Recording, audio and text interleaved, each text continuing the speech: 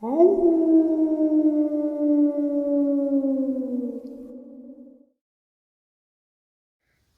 and salutations, everyone. I hope everyone is still doing well. Welcome to this second or night ending bonus. Before we jump on into it, a couple quick links. As many of you may know, I rely on Patreon, PayPal, channel membership, and the merch to help the channel to continue to grow and go. Links to Patreon, PayPal, and channel membership is in the description below. Merch displayed directly under the video.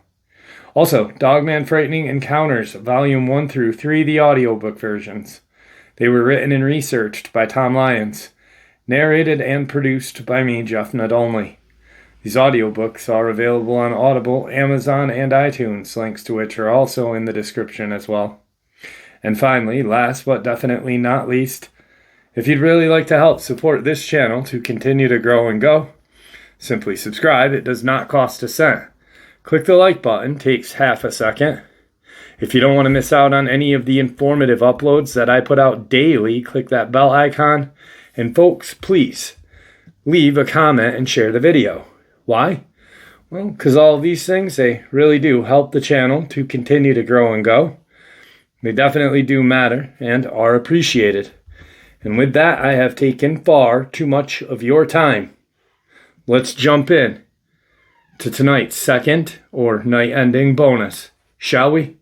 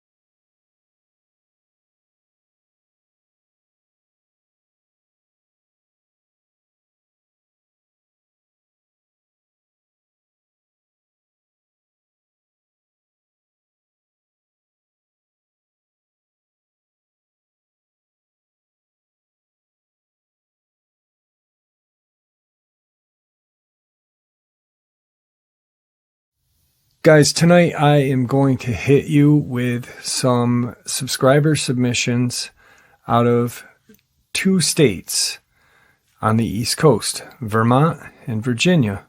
Vermont you wouldn't think would be a hot spot for Dogman, but it really is. Virginia, obviously, we know it is. And I've got some very terrifying encounters.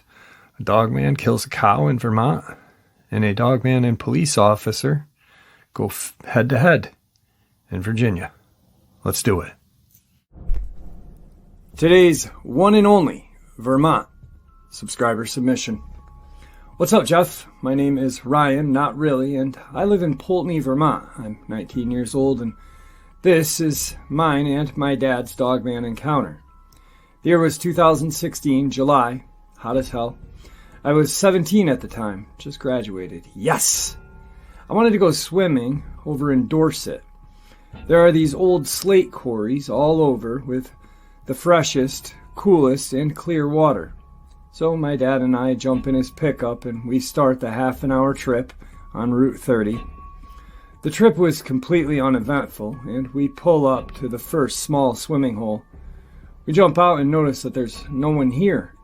Weird, no one's here, I said with a kind of question. My dad replies, yeah, weird as can be, bud. This one swim hole is a pretty popular place for kids my age and some, and that's why it's weird. On top of it was at least 95 degrees out. So we walk up and I scream out, WTF, Dad, oh my God. There was a dead cow floating in the water. Well, that explains it, I say. My dad said, something's off. The cow's side was torn up and torn to shreds along with its neck. Sometimes a random cow will get loose and fall in one of these holes and drown. So, as we are looking at this carcass of the cow, we notice that there are tear marks like what a bear does to a tree. 4 side-by-side gashes, and the neck was just torn right out. My dad is on the other side of the small swimming hole and sees a blood trail leading to the water and a huge dog/wolf or coyote track. When I say huge, it was about double the size of our handprints. My dad starts walking toward the truck to call the Vermont State Police and report this when crap really hits the fan. Across the road was a huge hayfield, and we see this figure running at us on 2 legs and fast. We could make out some features. This thing was at least 8 feet tall and running fast. It looked like a ragged wolf. It was about 200 yards from us and dropped to all 4s and stopped. It let out this loud, terrifying howl. I felt it in my chest. We jumped in the truck, crapping our pants and watching this dog monster. The next thing it does is turn back around and bounds back on all 4s to the woods. Turns and looks back at us, stands back up on its hind legs, and walks back into the woods. My dad looked at me and said, "I don't know what that was, and I do not want to find out. Let's get out of here." The whole way home, I looked out the window looking for this thing. I never saw it again or heard a howl like that. I hope this thing never finds me in the woods, because what it did to that cow, I can't imagine what it would do to a human. Please, everyone, stay out of the woods unless you have a gun. These things are real and really dangerous. Alright guys, now we had that quick little layover in Vermont. Let's head south to Virginia. Today's first Virginia subscriber, Dogman submission. Hey Jeff, I saw something that has left me in question. I live near the county airport in Lee County, Virginia, Flatwoods, which is located at the end of Jonesville, Virginia. At the time, it was around 8 p.m. I was heading to the gas station to pick up a tin of Grizzly. For those of you who don't know, it's a brand of snuff. Well, on occasion I smoke. As I had just crossed the bridge in front of my house, I went to flick the cigarette, and it came back into the car.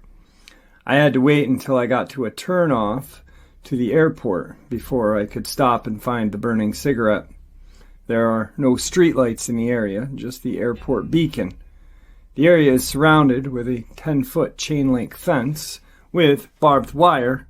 Across the top of this fence, I get out of the car and immediately I hear what I think is a coyote howling in the distance, which is normal for here. I continue to look for the cigarette that is somewhere in my car burning the interior when I start to hear commotion behind me. I think to myself, damn, coyotes are trying to sneak up on me.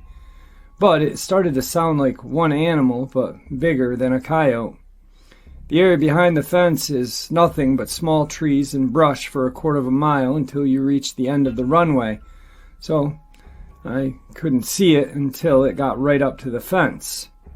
I got back into the car just in case I was being stalked to keep from getting jumped by a pack of coyote. I turned off the interior dome light, and all I noticed behind the fence watching me was 2 amber-colored eyes. I heard a very deep growl, but I also felt it, as if the sound resonated into the car as it was still running. I didn't get a good look at it, but I did notice it looked like it had stood up just by watching its eye shine.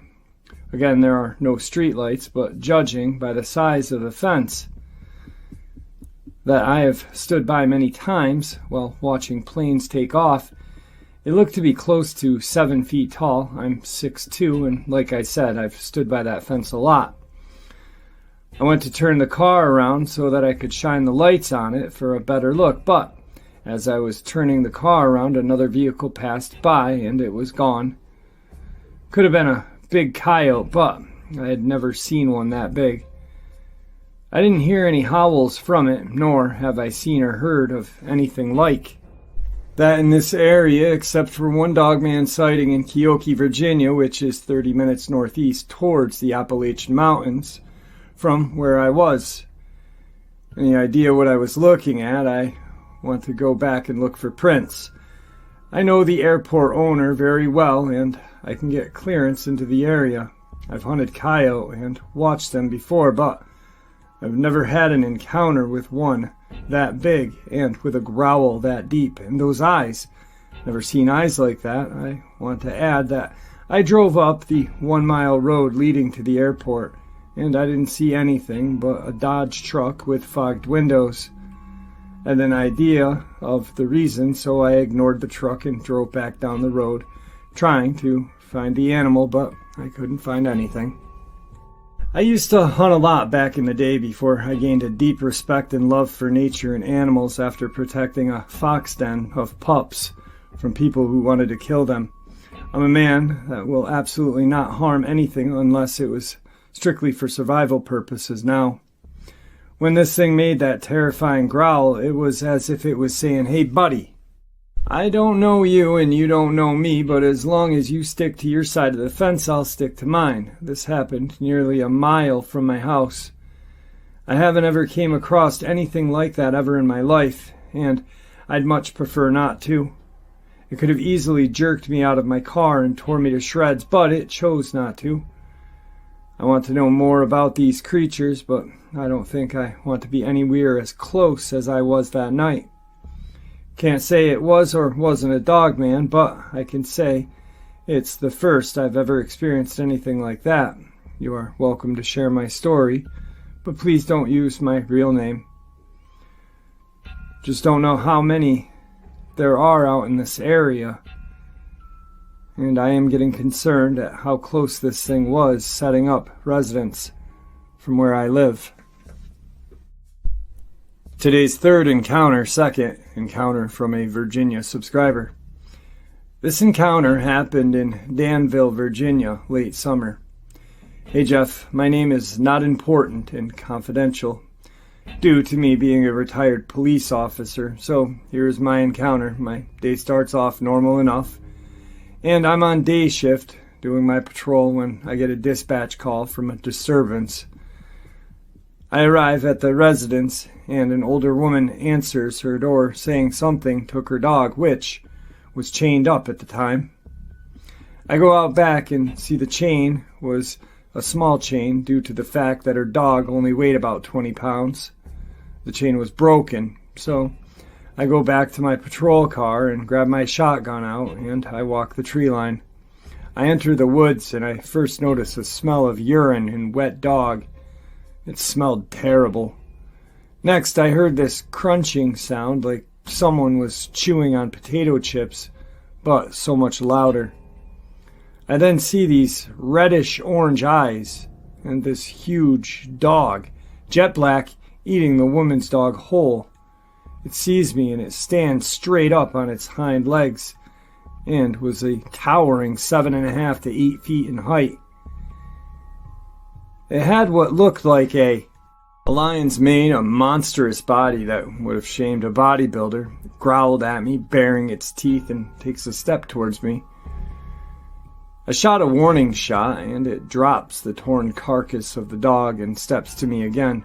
Well, my next shot was right to the face. It lets out this roar and drops to all fours and starts running through the woods away from me. I must have gotten it in the eyes because it was running away and it was hitting trees. I go back to the woman's home and tell her that I couldn't find her dog, but I shot at a coyote and that's what must have taken her dog. I then go to the station and write it up. I write up my weapons discharge statement. And I tell my captain what had happened exactly. He looked at me and said, "You shot a coyote, and that's final." I retired shortly after and kept this buried in my memory till all of these encounters started to come out. Thank you for all you do, Jeff. Today's fourth subscriber submission, third Virginia subscriber submission. Hey Jeff, I've got an encounter for you. Now I've only told a few people, including my wife, but she thinks I'm pulling her leg. This happened back in '79. I was living in Woodbridge, Virginia. I was 11 or 12 years old at the time. It was the summer, and I always snuck out almost every night riding my banana seat bike. sticking to the trails mostly. Now, at this point in my life, I had never seen a scary movie or heard any ghost stories, etc. But one night at about 1 to 3 in the morning, I was making my way through the woods coming up to the local shopping mall, the famous roller coaster trails. As I was leaving and going home, at the start of the trail I saw this big thing. At first it looked like it had horns on its head from the moonlight shining through the trees. The path was about 4 feet across, and it crossed it in one step. I skidded on my bike and fear came over me. My heart raced, I was shaking. I believe this creature heard me, and I made it to the light at the corner store. Stopped and looked back, and there it was, plain as day at the edge of the woods staring at me. It was black and gray, not much hair on its chest, super long arms, with what appeared to be long nails, and they looked very sharp. Teeth so long, even with its mouth closed, they came past its lower jaw. It just stood there, smelling the air. Its ears perked up, nose up in the air. I was probably 4.5 feet tall at the time, and it looked like I only came up to its waist. Then I turned around and booked it back to the front of the store, down Route 1, going 2 miles out of my way to get home. I pedaled as fast as I could, and from then on I did not go out at night in the woods by myself. The people I have told think I'm making it up. But for real, this thing I saw that night is forever burned in my head. Keep up the good work, Jeff. There's always great encounters out there. Take care. You can contact me if need be. Today's 5th subscriber submission, 4th Virginia subscriber submission. Hey Jeff, happy and blessed Easter. I hope you're having a wonderful day with your daughter and family. And I'll give this a shot, so here we go. Please know, my friend, that I am no writer. This being said, I'll try my best. In November of 1999, on a family farm I've hunted since I was old enough to stray and roam the hills and valleys with a single-cock repeater Daisy BB gun, and gained a working knowledge of guns and land at an early age of 8 years old. And in doing so, I chased everything from starling blackbirds to ground squirrels and woodchucks, anything that would give chase and offer a fun time.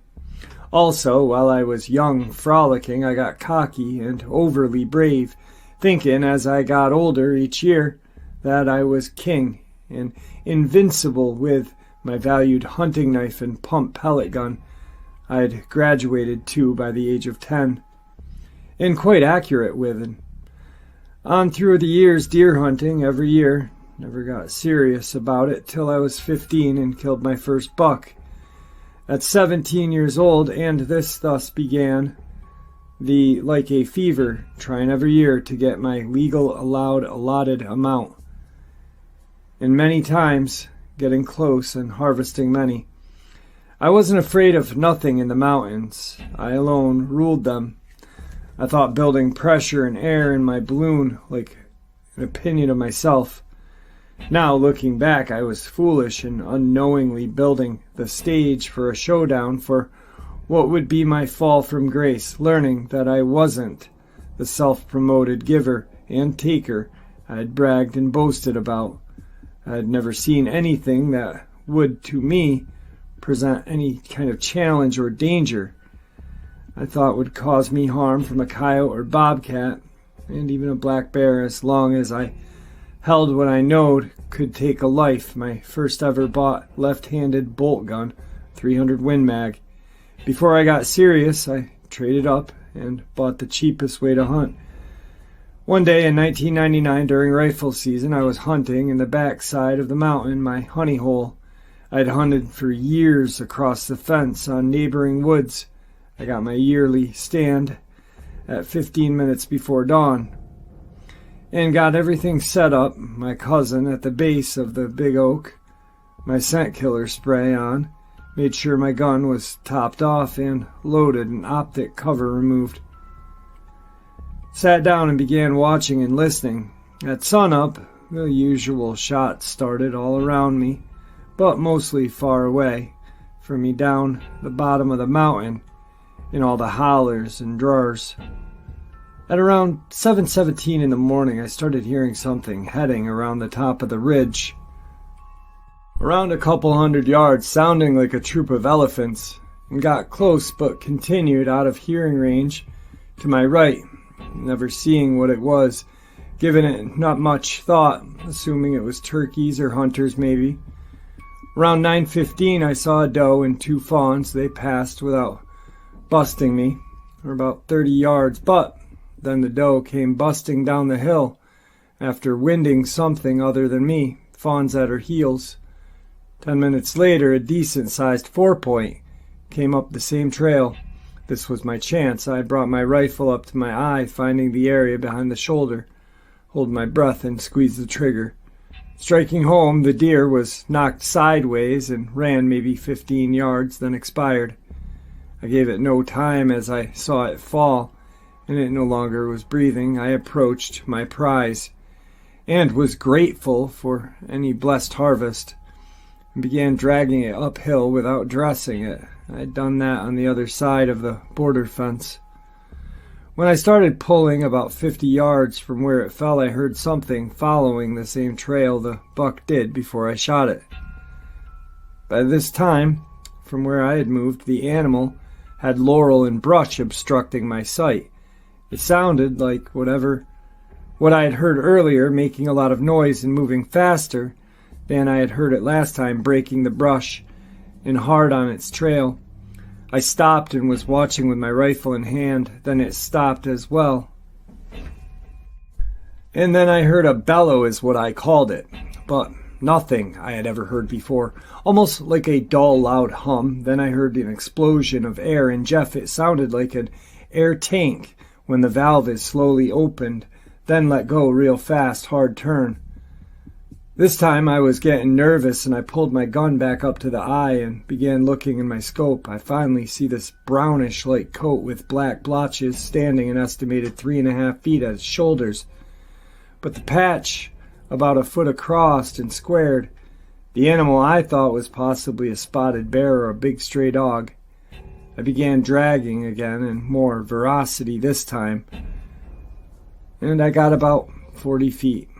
Then an unnatural, breathtaking howl rung out, and I stopped immediately, taking this in and freezing for a moment in time, trying to assess the situation, trying to grasp that Thor-like attitude I had, but it was vacant and non-existent. I was able to breathe, and I turned toward the sound and slowly lifted my gun and began spotting, but found it right off. A black figure with brown patches, and saw a large snout sniffing. On the gums, lifting and lowering, and given light to yellow stained, very long canines. And one tall ear turned my way as the rest of its face covered with leaves. I was fear-struck, not knowing what to do. Shoot this animal or just keep dragging my kill, ignoring what I felt was a death on a march. I waited to see what it was going to do. When I saw the upper body stretching like an extended in the upper part of the covered canopy and branches, I know it was not a normal animal, or an animal at all.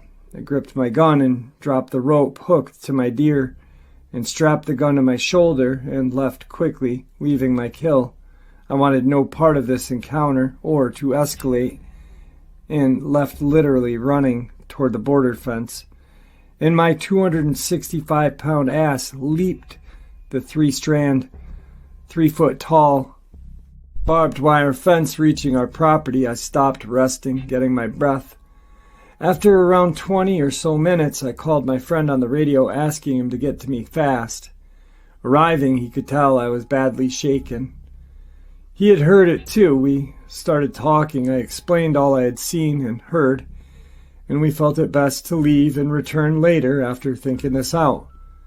After a few hours, around 2 p.m., we returned with backup, including my stepdad and my friend's dad in tow. We began walking out toward the place very cautiously, and myself in the back, bringing up the rear. trading my rifle in 300 Win Mag for my 12-gauge Mossberg loaded with double-aught and slugs. We moved as a unit, coming upon the deer still lying there where I had left it. Only difference, it looked like it had been moved about 25 feet or so back down the hill, and all kinds of leaves and small needle high brush torn up and scattered all around the carcass, and an overwhelming smell of urine and crap. Jeff, it stank so bad our eyes were watering. After checking the kill, it was as if I had left it. I grabbed the rope and we slowly moved all together back up the ridge, with me in the middle, my dad in back, swapping out. And I took the rear, he drug. Getting toward the border fence about 7 feet, there was a hickory tree. About 8 feet up was a fresh claw mark straight up and down with 4 cuts at least a quarter of an inch deep. And it wasn't there when we went back, as you face the tree when you cross the fence. We left quickly. I was made fun of and laughed at by the 2 dads till they saw the mark. From that encounter I began researching this off and on till another run-in some years later, where it got hairier and scarier. That's another story, but I'd conclude that it was a werewolf in the flesh, and after a month after my encounter, discovered the brief description of Dogman and gave it light, resembled what I saw. I dedicated myself, my spare time, to learning all I can, and though coming out less brave, but more educated and better armed. Well, Jeff, here's my first encounter. Please forgive my spelling and vocabulary. Your friend DJ. Second email, same subscriber. Hey Jeff, buddy, it's DJ. I hope you are well. Here is my second encounter. I had to check my other source and made sure everything I saw and experienced was on the level with my friend who was with me at the time. So here goes, as previous, forgive the spelling or mistakes as I'm no writer. Jeff, off we go. This happened some years later of my first run-in in the year 99.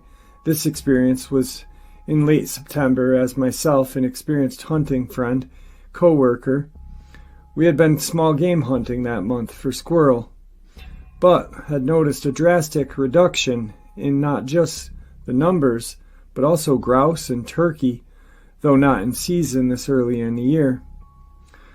We still would have crossed tracks with this wildlife way before, and hadn't. That alone led us to question the environment and its goings-on around us. Big D, nickname for Daniel, was especially vibrant, live spirit in the outdoors, living every moment in the outdoors at its most and fullest, like me. Every trip only leading to no more than 2 squirrels harvested. Every other trip and sighting some days as 0 was building the question what, why, where, and if scenario. We had began troubleshooting our current dilemma after the 3rd trip. He'd been told and versed on the previous experience with what I learned later was a Dogman or equivalent to. So poked fun and called me, quote, Sasha, the European fable of the boy who cried wolf, unquote. Every couple of outings, whether hunting or fishing, even hiking. But unbeknownst to Big D, on myself, his day was coming, as the second as well. By this time, the 3rd week of season, we had guessed a conclusion was drawn. It was a pack of coyotes in the local area responsible for the reduction of the small and big game in the area of Tazwell County, where the farm was located. We had been planning on how and if we could do to trim the tide, an onslaught of virtual nature's bounty, ripping it from legal human hunters, until we had took enough and put a plan into motion to try as well-trained unit to dispose of some of these critters, though in the back of my mind worrying what if, and then just as quick dismissing the thought, like a belch and excuse me motion. Thus the day had come. It was just a few days later until the first week of archery season opener, and we were geared up by this time, gathering up 2 spotlights and night filter for the lens reddish, not to scare or alert the predators, also a vital scent killing spray, and wildlife in distress collar. We had made the 45-minute trip from my house to meet him, and we'd finished the rest of the trip together. As soon as I pulled up, he threw his gear in the back seat, sat down saying, "You ready, Sasha?" A quick reply, "F you, butthole." Then we pulled out, getting to the farm around 7 p.m., leaving us about 20 minutes to get set up at the end of the woods as the open meadows come to an abrupt end. Getting all the equipment in place, loudspeakers set, system all guns loaded, sidearms strapped. It was 7:45, completely dark, so D hit the cordless remote, activating the squealing rabbit distress call, with me turning on the rechargeable 500,000 candle-powered spotlight every 4 to 7 minutes. After an hour passed and no action except coyotes hollering about 3/4 of a mile, couple farms away was the only response. The raccoon went bounding down out of the woods just then, and I mean hauling friggin' chicken. To our surprise, we looked at each other, and I spoke, saying, "What the hell?" And D replied, "Back damn." And raccoons moving like they're being chased by a horny RuPaul. Once we cleared, we started talking. What made that move like that? And right then, maybe 10 minutes had passed, I heard that damn dreaded sound like the otherworldly moan. Hearing it just one other previous time in my life a few years earlier, never ever hoping or thinking, nor wanting to hear that hellish sound again. Daniel, like me, froze, not moving a millisecond of an inch. As my small headlamp provided just enough light to see him beside me, he not even blinking at that moment in time. It was by the sound around 400 yards up the ridgeline that led down the draw through the holler to the open pasture. As we were set up, we began scrambling, readying for whatever was coming, and coming it was. Even at that long way distance, we could still hear it like it was just a few yards away, thanks to the windless clear night. He was asking me what the hell it was while checking his weapon, a trusted .44 stainless laminate lever action, and I replied, "Hey, I'm Sasha, butthole, remember," trying to provide a little bit of levitivity in this scary, sweating, heart-pounding moment. D snickered as he swung the lever shut on his gun, watching him grab and check his Glock 20 10mm.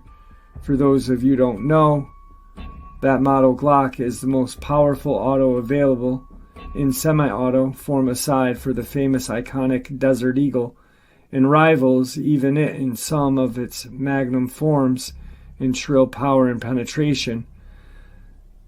That after this night purchased the very model in that not so far future, I had already bolted my .260 Remington and felt my Ruger 357 GP100 on my belt, sounding like a fast approaching, out of control ATV, smashing and uprooting whatever was in its path. All of a sudden we heard the border fence crack and stretch. Knowing only one known creature could possibly scale barbed wire was a black bear, or the thing I had run into once. The wire squeaked again, followed by a thump like something jumping and landing with both feet. By this time, D was scared white like me. Then by now, it was about less than 150 yards from us. I hit the light, together scanning the meadow. The light hit a set of eyes around 4 feet off the ground, but it was bouncing up and down. Then it went up another couple of feet. We guessed it quickly removed the red lens filter, giving us white light. "Oh my God," D said, along with my Holy Mary Mother of God. I know down deep, silently praying, not for the approaching being, not to be my nightmare incarnate. But, oh well, here it stood. Those eyes, those damn psychotic, soul-draining, glowing, colored pupils, throwing up his rifle, taking aim, and I watched his trigger finger tighten. I put my hand fast by, ever so easily, on his hammer, holding and telling him, "Don't," with D saying, "What are you, crazy?" replying, "No, but don't shoot if there's no need." He slowly let the hammer down while sweat dripping from his forehead, standing his gun on his leg. We stood watching it, noticing its shaped upper torso coming down, meeting two hawked legs. Like a dog, slim but still defined, even at its distance, him holding the light, my turn with the binos, then handed off. Again it ran another 70+ yards, cutting to the left, its right butt still blaring towards us. As he grabbed his gun, suddenly dropped the spotlight as both of our headlamps lit it up. Both aimed our guns at it. I clicked my safety off. Suddenly it looked up dead at us. Like drawing back, we heard a sound like a tire valve blowing out, losing air. Then pause, and then damn releasing a window-shattering howl. That made our buttholes draw up so tight they'd write Egyptian hieroglyphs. Then he fired at its feet, blowing a cloud of sod and a cow biscuit, making its rump leap straight 3 feet in the air. When it hit back down, the legs moving like a scattered bobcat, faster than everything we had ever seen. As it ran, I fired over it about 4 feet over its head. It kicked into gear and leapt the fence and was gone. Still standing, we turned towards each other, and Big D letting out a big deep breath, saying, "Well now, I not just believe you, but saw my own reckoning." Standing around 5 minutes passed as my heart quit pounding and my ears said, "Well, since you dubbed me Sasha, who cried wolf, you are now the Hood." He said, "What the hell does that mean?" I replied, "Little Red Riding Hood with the red cape. Consider that name the Hood as your graduating wolf in the Hood experience that you have seen, saw, and lived to tell about." Then he just got teary-eyed, as I did, saying, "I never doubt you again," and asked, "DJ, how can I ever hunt again, day or night?" I told him, as I put my hand on his shoulder, "God's good time, one day soon, hunt by hunt." Picking up our courage, strewn on the ground with our stuff, leaving the calling system till daylight, we left, slowly loading up all the gear and hauling our southern redneck ass out of there, scared but alive and blessed at the same time. Well, Jeff, that's a wrap, as they say. I got some others told to me by my friends whose relatives have experienced in the past. If you want me to try and get those together, let me know. Have a blessed evening. Your friend DJ. He has since been on the channel and shared, well, those encounters with us, and some other things that have gone on in Tazwell. DJ's a good friend of the channel. Not the best writer. Definitely not the best writer. I'm going to have to go and sit down and rewrite those. But if there's anything ever happening in Virginia, DJ is the man that lets me know. Ironically enough, where he lives is where they found the body of the gentleman who disappeared last year in the culvert, which I did an upload about. I actually called the police station for those of you who didn't hear that one. I'm still gonna stay on top of it. There's been no new news, but hopefully I can get something for y'all. No, I'm even talking like him. Jeez, I'm crow.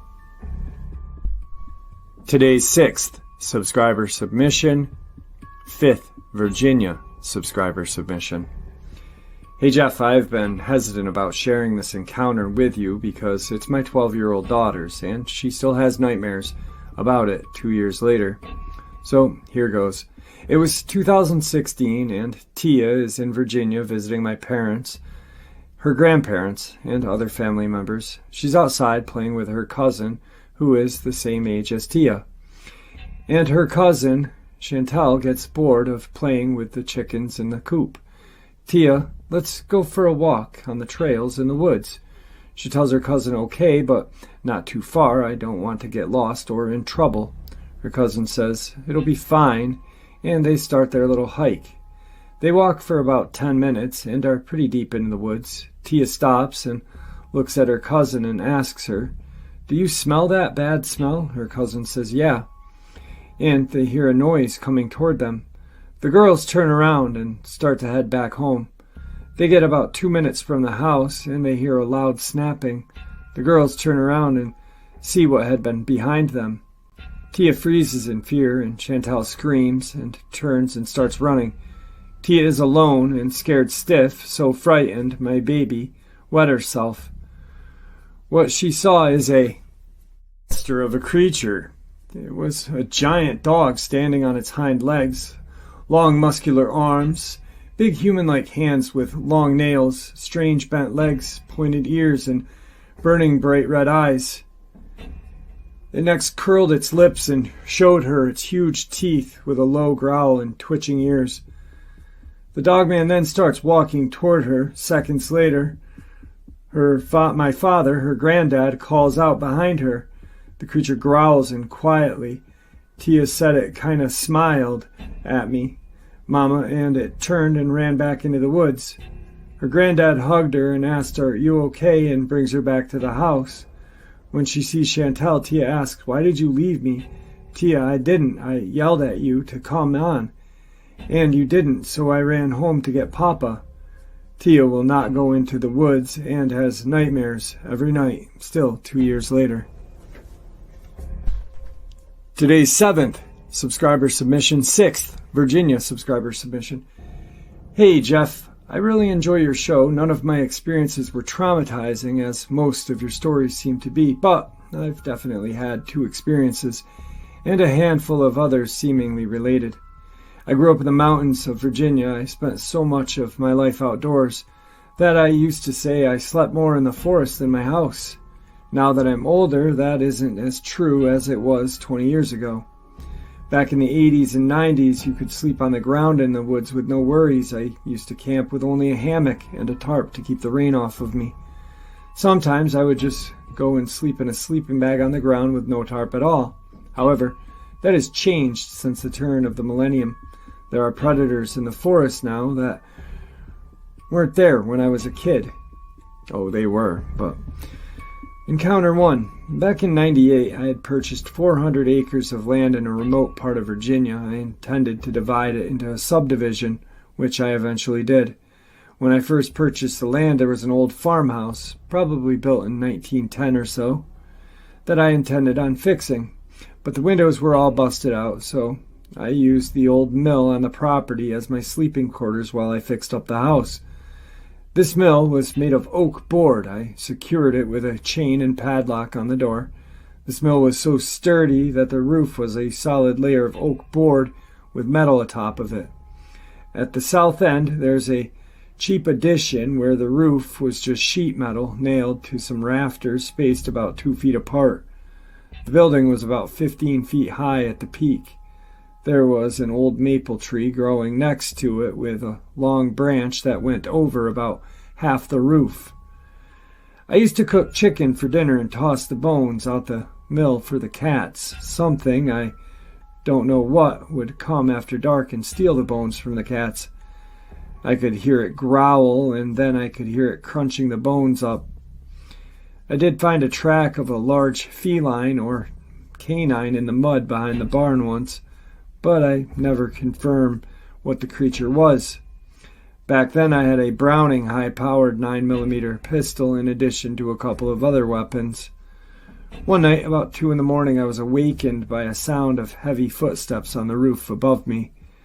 I didn't know about Dogman or Sasquatch, so I figured, hey, it's a mountain lion. Today I know that it was unlikely to have been a cougar.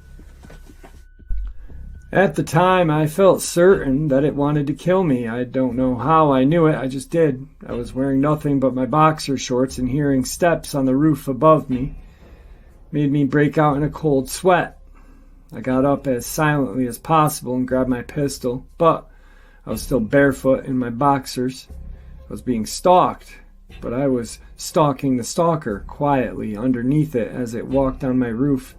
I heard the thing walking southward, so I walked underneath it, barefoot and silent, until it went on top of the extension, the section with only a thin layer of metal with no boards. I heard it jump to the ground, and then after a few seconds, it jumped back to the top of the roof peak, which is about 15 feet high.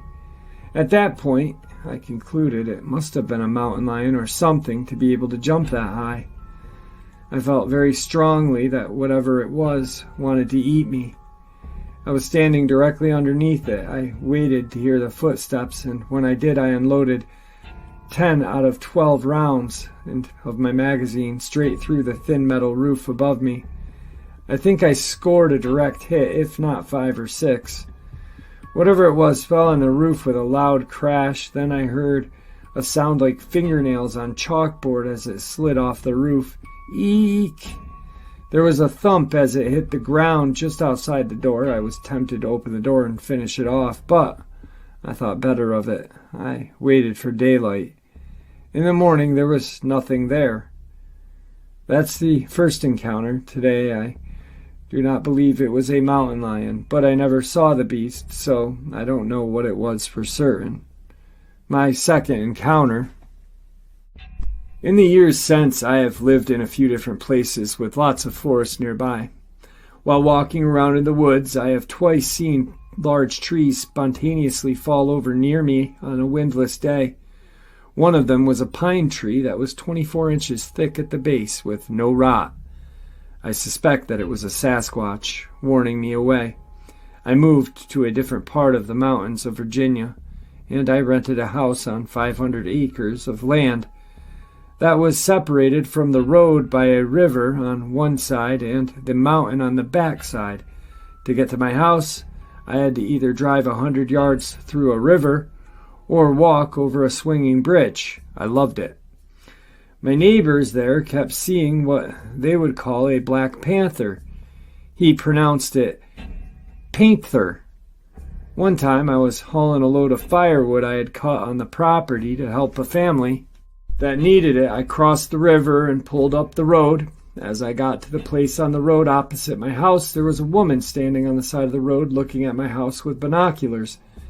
I thought for sure she was the feds. I pulled over and walked up to her and asked her what she was doing.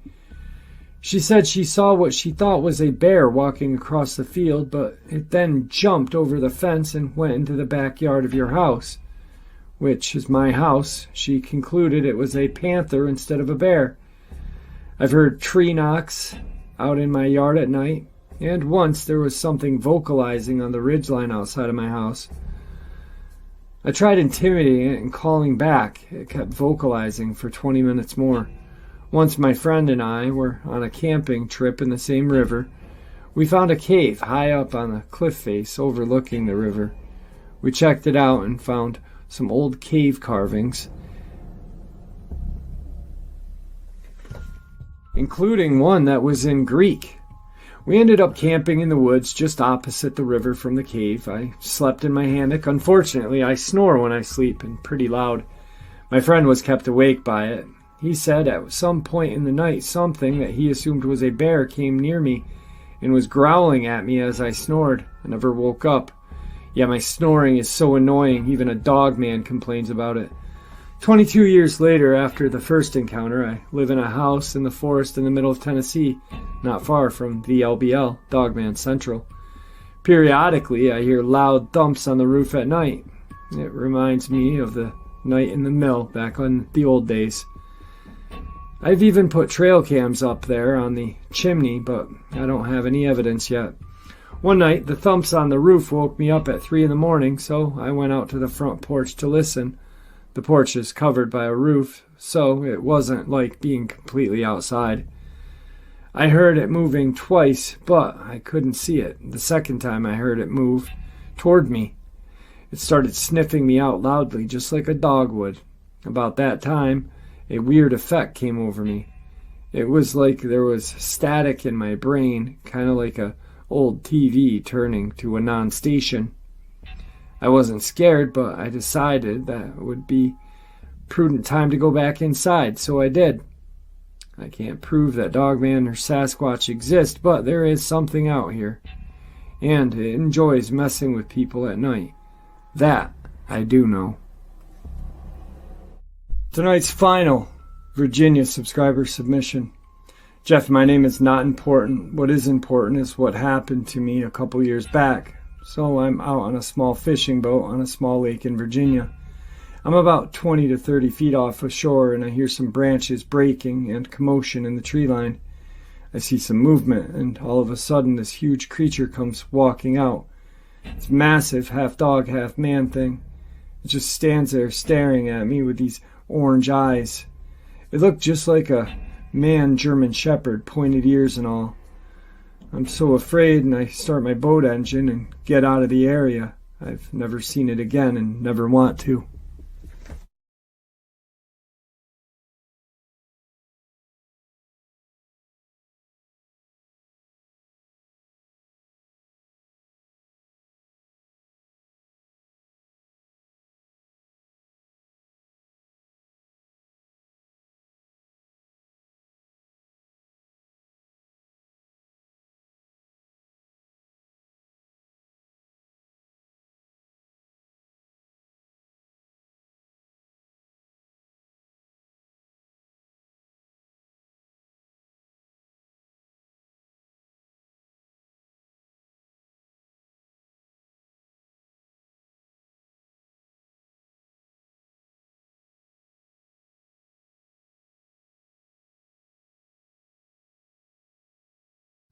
And there you have it, folks. I hope you all enjoyed today's second or night-ending bonus as much as I enjoyed sharing it with you.